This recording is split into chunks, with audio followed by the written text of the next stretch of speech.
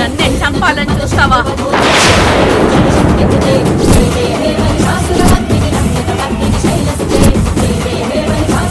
నిన్ను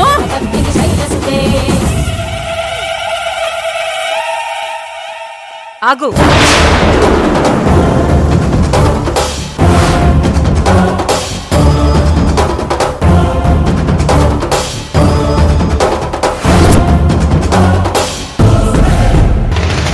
ఎంత ధైర్యం నీకు?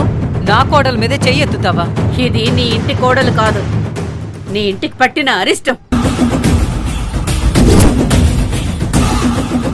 నా కూతురు జీవితాన్ని నాశనం చేయాలని చూస్తోంది.